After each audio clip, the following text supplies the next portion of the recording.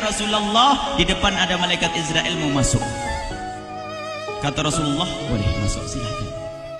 Kemudian malaikat Israel mengucapkan salam, dan setelah mengucapkan salam, malaikat Israel menawarkan, ya Rasulullah, aku disuruh oleh Allah untuk mencabut nyawamu atau membiarkan engkau. Dalam riwayat, aku disuruh oleh Allah untuk memberikan pilihan kepadamu, al-baqa' fid dunya, tetap di dunia, atau ar-rafiqal a'la, atau dengan Allah. Nabi Muhammad menjawab, ar-rafiqal a'la, dengan Allah. Kemudian setelah itu Nabi Muhammad berdoa agar umatnya selamat. Setelah ada jaminan umatnya selamat, malaikat Israel, sudahlah, cabut nyawaku kalau memang sudah waktuku. Mulailah Nabi Muhammad dicabut nyawa beliau oleh malaikat Israel. Dan di saat Nabi Muhammad mulai dicabut nyawa beliau oleh malaikat Israel, Nabi Muhammad mengatakan, mahadha, apa ini wahai Israel? Malaikat Israel kemudian menjawab, ya Rasulullah, itu adalah sakaratul maut, itu adalah sakitnya di dalam kematian. Kemudian Nabi Muhammad mengangkat tangannya sambil berucap, la ilaha illallah, inna lil mauti la sakarat, tidak ada Tuhan selain Allah, sungguh di dalam kematian ada sakitnya, sakit kematian, yaitu sakaratul maut. Kemudian Nabi Muhammad memohon, ya Allah, Allahumma khafif alayya sakaratul maut, ya Allah, ringankan sakaratul mautku ini, ya Allah. Dijawab oleh malaikat Israel, ya Rasulullah, itu sudah aku ringankan 70 kali. Nabi Muhammad menoleh, apa malaikat Israel?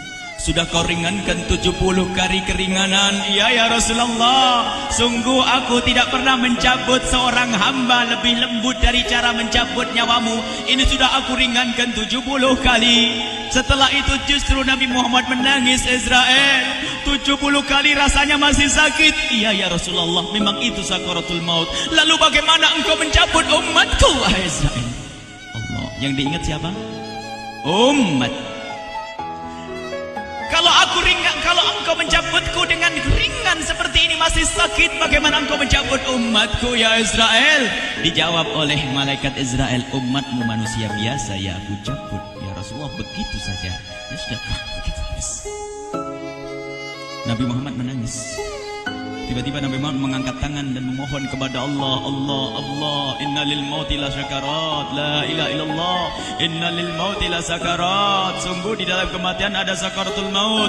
Allahumma khaffif ala ummati sakarat maut, ya Allah, ringankan dari umatku sakaratul maut, wa thaqqil alayya, dan bebankan kepadaku. Sampai tidak sadar doanya Nabi Muhammad seperti itu, thaqqil alayya, itu doa cinta. Seorang ibu yang pernah punya anak, tuh lihat kalau doa Rasulullah ini masih diragukan. Bagaimana Rasulullah bisa doa begitu? Itu bahasa cinta yang tidak bisa diterjemahkan dengan oleh akal.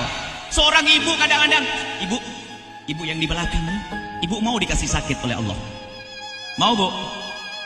Ibu jauh sekali. Ibu mau dikasih sakit? Jawabnya tidak mau. Tapi suatu ketika seorang ibu melihat anaknya sakit, ngomong, sudahlah nak, jangan kamu yang sakit, biar ibu yang sakit. Ada atau tidak? Kenapa ngomong begitu? Itu bahasa cinta itu. Tidak rela kalau anak ini sakit, biar aku saja yang sakit. Itu yang dirasakan Rasulullah. Sakaratul maut begitu sakitnya, membayangkan betapa sakitnya umat Nabi Muhammad di saat dicabut nyawa beliau. Maka Rasulullah mengatakan, ya Allah, ringankan sakaratul maut dari umatku, bebankan kepadaku saja, ya Allah. Wala sawfa yu'tika fatarda. Permintaan Nabi Muhammad tidak ditolak oleh Allah, dikabul dan dikabul, wahai Muhammad. Sallu ala Nabi Muhammad. Dan benar, sakaratul maut kita ditahan oleh Rasulullah, ditanggung oleh Rasulullah, sehingga digambarkan oleh Imam Bukhari di saat Nabi Muhammad dicabut nyawa beliau. Siti Aisyah yang ada di situ, Rasulullah berada di pangkuan Siti Aisyah, yang saat itu Siti Aisyah melihat keringat dingin keluar dari kening Rasulullah. Siti Aisyah tidak pernah melihat keringat keluar seperti itu. Bahkan di saat dipegang kepala Rasulullah, panasnya melebihi dari panasnya orang biasa. Setiap kali ada kain dicelupkan di air, ditempelkan di kening Rasulullah langsung mengering. Saat itu Nabi Muhammad mengucapkan kalimat la ilaha illallah innal lil mauti la sakarat. Kemudian Nabi Muhammad berpesan dengan banyak pesan, dan di antara pesan Rasulullah adalah akri minni ala ummati salam, akri minni salam ala ummati wa ala man ittaba'ani wa ala man tabi'ani min ila yaumil qiyamati. Aku titip salam kepada umatku dan orang yang mengikutiku sampai hari kiamat. Sadari salam Rasulullah. Sebelum meninggal masih ingat titip salam. Salam kepada siapa? Bukan salam kepada siapa-siapa, tapi salam kepada kita. Maka mari kita mengucapkan salam kepada Rasulullah, karena Rasulullah sudah salam duluan kepada kita. Mari kita sejenak bersalam kepada Rasulullah dan hadirkan Rasulullah ada di mata kita dan di hati kita. Mari kita bersama-sama mengucapkan salam. Assalamualaikum ya Rasulullah.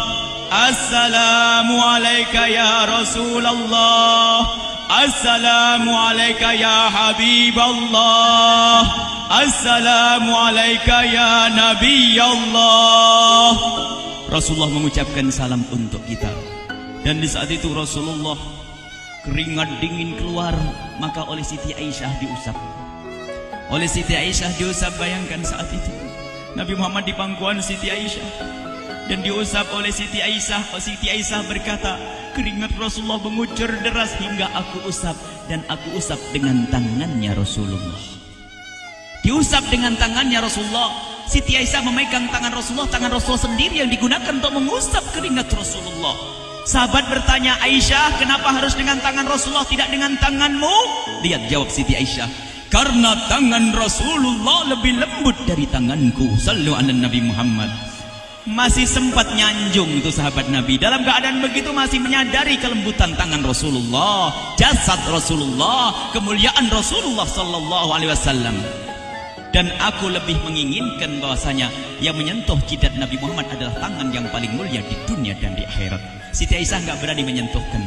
Pengennya yang disentuhkan di kening Rasulullah adalah tangannya Rasulullah sallallahu alaihi wasallam. Kemudian setelah itu Nabi Muhammad merasakan sakit yang sangat untuk kita. Kemudian Nabi Muhammad mengangkat tangan tinggi-tinggi mengucapkan la ilaha illallah inna lil mauti la sakarat. Tiba-tiba tangan itu semakin turun dan ditangkap oleh Siti Aisyah.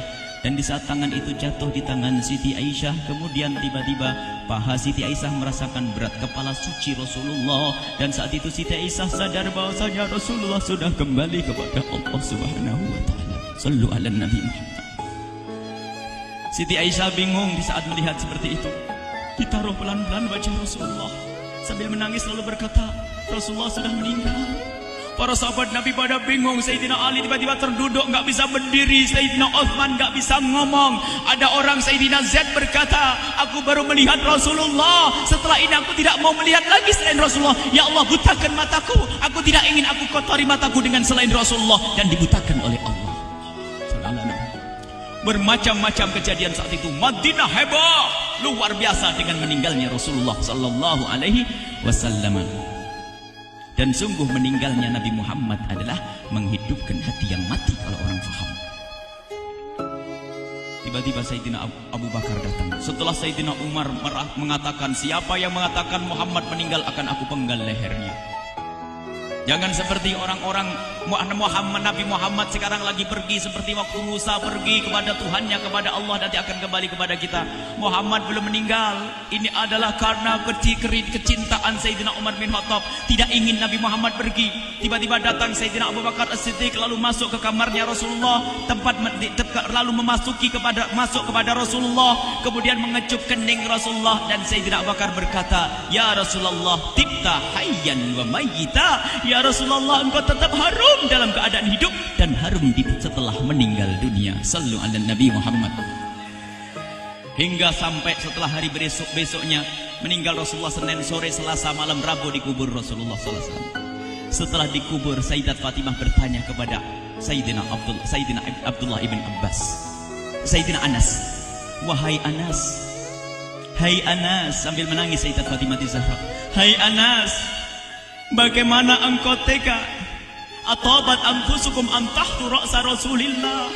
Apakah engkau rela menaburkan debu di atas kepala Rasulullah? Sayyidina Anas menangis kaget, ya wahai binta Rasulullah, kalau kami tidak dilupakan oleh Allah, niscaya tidak ada yang bisa mengubur Rasulullah. Jadi saat itu dilupakan oleh Allah, sehingga mereka tidak menyadari melakukan itu semua. Kalau mereka sadar, tidak akan bisa mengubur Rasulullah sallallahu alaihi wasallam. Ini yang diungkapkan oleh Sayyidina Anas, kalau seandainya kami tidak dilupakan oleh Allah, niscaya kami tidak akan mampu mengubur Rasulullah sallallahu alaihi wasallam.